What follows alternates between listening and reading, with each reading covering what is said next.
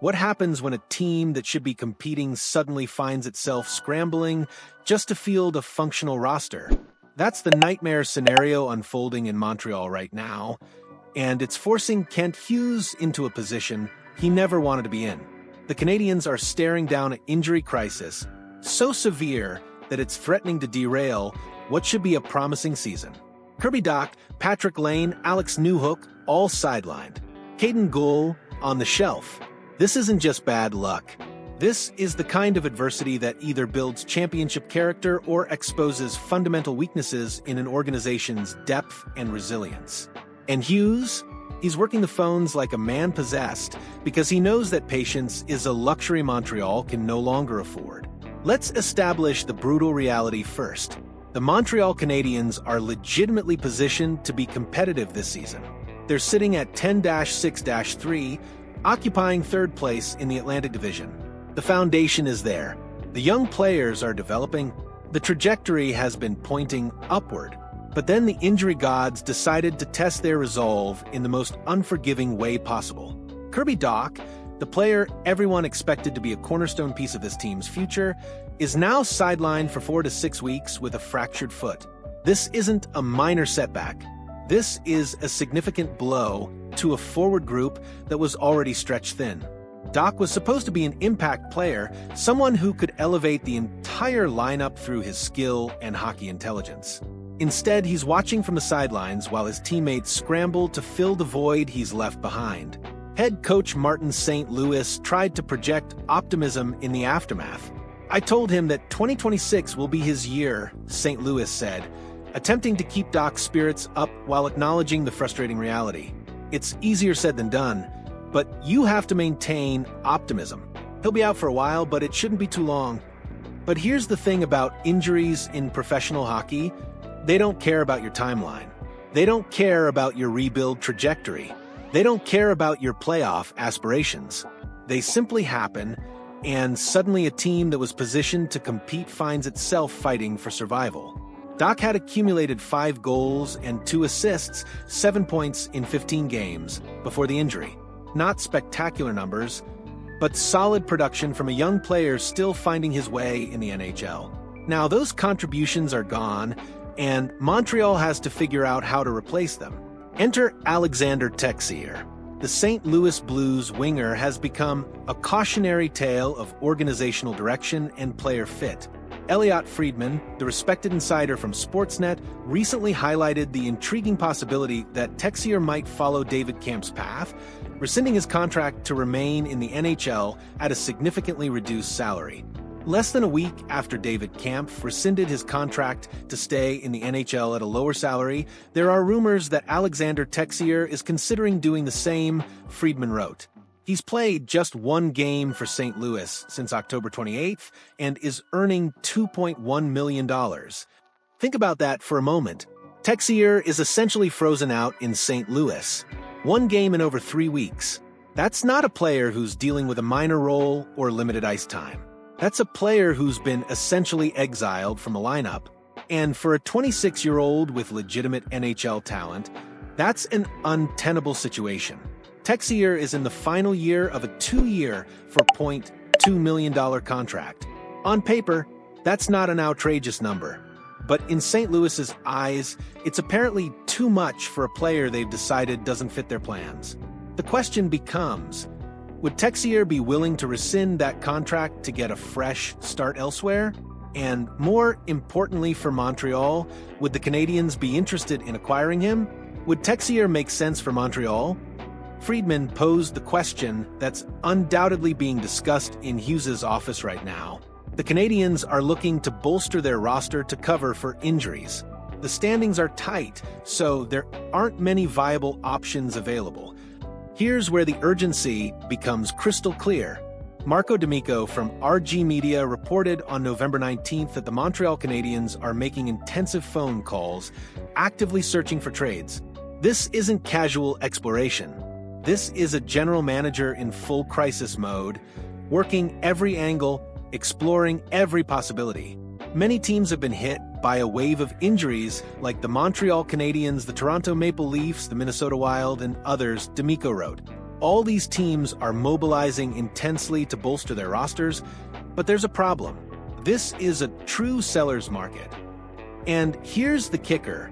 The market conditions are working against Montreal. NHL sources told D'Amico that there simply aren't enough sellers to make viable trades happen. Every team with depth is holding onto their assets because they're either competing or they're also dealing with injuries. Moreover, it seems like half the league, including Canadiens, Canucks, Red Wings, Wild Capitals, and others, are looking to bolster their centers as they're facing injuries and high expectations, D'Amico added. The reality is that as we approach Thanksgiving in the U.S., there are only 6 teams with records below 50%, a level of balance in the league rarely seen in the salary cap era. The result? Far fewer sellers, with even fewer options to choose from. This is the nightmare scenario for a general manager trying to make moves. The entire league is injured. The entire league is desperate. And there's nowhere to turn for help because everyone is in the same boat. So, what exactly would Montreal be getting if they acquired Texier?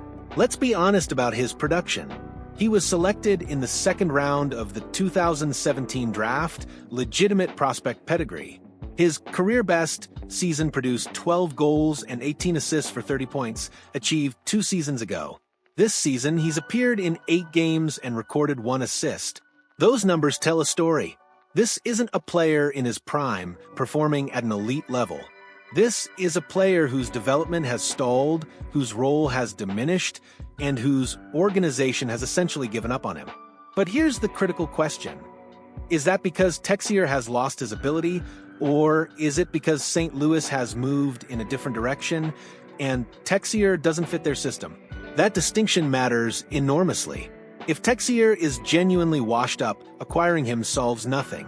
But if he's a talented young player who's been misused or underutilized in St. Louis, then he could provide exactly what Montreal needs.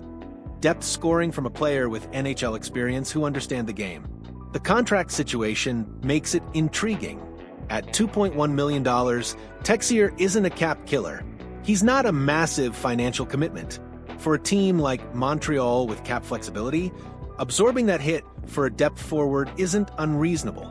But the real opportunity lies in the possibility of a contract rescission where Texier and St. Louis mutually agree to part ways, allowing Montreal to negotiate a fresh deal at a lower cap hit.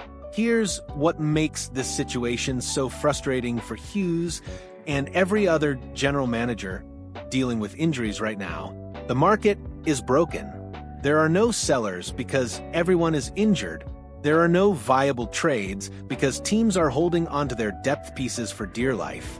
And the few players who do hit the market are commanding premium prices because demand is so high. The Canadiens are legitimately competitive. They're in 3rd place in the Atlantic Division. They have young talent developing properly. They have a coaching staff that's implementing a clear system. But they're 1 or 2 more injuries away from falling out of contention entirely. That's the pressure Hughes is operating under. He's making phone calls. He's exploring every angle. He's looking at players like Texier, understanding that sometimes the best opportunities come from situations where another organization has given up. But he's also running into the harsh reality that there simply aren't enough viable options available at any reasonable price. Martin St. Louis's message to Kirby Dach, 2026 will be your year, is telling in its own way. It's an acknowledgement that this season might not be Dach's story. It's a coach trying to keep a young player's spirits up while also being realistic about the timeline. 4 to 6 weeks is a significant absence. In a compressed NHL season where every game matters, that's nearly a quarter of the remaining schedule. But St. Louis is also sending a message to the fan base and to the organization. We believe in this player. We believe in the direction we're heading. We're not panicking. We're staying patient even when circumstances are forcing us to be aggressive in other areas. That's the balance Hughes and St. Louis are trying to strike. Aggressive in the trade market, searching for help. Patient with young players, trusting in the development process. It's a difficult needle to thread, but it's the only way to build something sustainable. The Canadiens situation is emblematic of what happens when injuries collide with competitive aspirations. You can have the right foundation. You can have young talent developing properly. You can have a clear organizational direction. But if the injury gods decide to test your resolve, suddenly everything becomes uncertain. Montreal is at a crossroads. They can continue to be aggressive in the trade market, hoping that a deal materializes that helps them survive this injury crisis. They can look at waiver wire opportunities like Texier, understanding that sometimes depth comes from unexpected places. They can trust their young players to step up and fill the void left by injuries. The reality is that they probably have to do all three simultaneously. They have to be aggressive without being reckless. They have to be patient without being passive. They have to believe in their foundation while also acknowledging that sometimes external help is necessary. Hughes has shown throughout his tenure that he understands this balance. He's not making panic moves. He's not overreacting to short-term adversity. But he's also not sitting idle while his team struggles. He's working the phones, exploring options, and preparing for multiple scenarios. The Montreal Canadiens are facing one of those moments that defines an organization's character. How they respond to this injury crisis will say everything about their resilience, their depth, and their commitment to competing. It's easy to be competitive when everyone is healthy. It's easy to execute a plan when circumstances are favorable. But when injuries pile up, when the market dries up, when every option comes with a significant cost, that's when you find out what an organization is really made of. That's when you find out if a general manager has the creativity, the patience, and the strategic thinking to navigate adversity. Hughes is being tested right now. The Canadiens are being tested, and the next few weeks will determine whether they emerge from this injury crisis stronger or whether they find themselves fighting for playoff position come spring. Here's my question for you. If you're Kent Hughes, do you pursue Texier aggressively or do you wait and hope the market conditions improve? Can the Canadiens actually survive this injury crisis with their current roster, or do they absolutely need external help? And more broadly, what do you think about how Montreal is handling this adversity? Drop your thoughts in the comments below. I want to hear your perspective on where the Habs go from here. And if you appreciate this kind of deep dive analysis into what's really happening behind the scenes in Montreal, hit that like button and subscribe for more coverage. We're tracking every move, every decision, every possibility that could shape this season. Let's keep this conversation going.